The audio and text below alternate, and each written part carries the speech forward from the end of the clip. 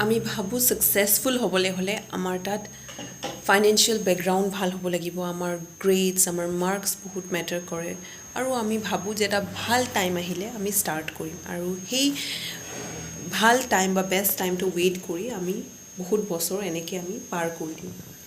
চ' যেতিয়া আমি এজন ছাকচেছফুল মানুহৰ লাইফ আমি ষ্টাডি কৰোঁ বা তেওঁৰ পাষ্ট হিষ্ট্ৰী আমি সোধোঁ, তেন্তে তেওঁ সদায় আমি গম পাওঁ যে তেওঁৰ ফাইনেন্সিয়েল বেকগ্ৰাউণ্ড একেবাৰেই ভাল নাথাকে, তেওঁ ভাল স্কুলৰ পৰা কেতিয়াও নাথাকে, তেওঁ পঢ়া শুনাটো ইমান কেতিয়াবা মানে মেক্স টু মেক্স তেওঁলোকে পঢ়াটো ইমান ভাল নাথাকে, but still they are successful. কিয়?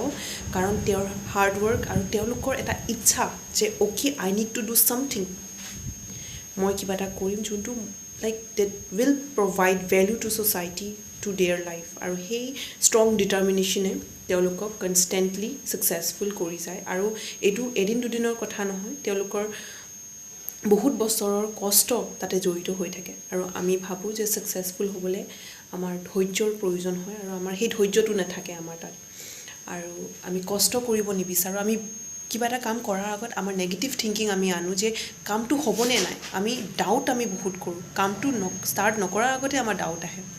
চ' আজি আমি কষ্ট কৰা বৰ দৰকাৰ, আমি ডাউট এৰি আমি কাম কৰা বৰ দৰকাৰ, আৰু নেগেটিভ থিংকিং নানি যদি আমি ট্ৰাই কৰি কষ্ট কৰি যদি হৈ যায় দেন ৱেল এণ্ড গুড, আৰু যদিও নহয় তেতিয়াও একো নাই, কাৰণ একো নকৰাকৈ এনেই বহি থকাতকৈ যদি আমি কষ্ট কৰি আমি যদি ট্ৰাই কৰোঁ, that is much much better.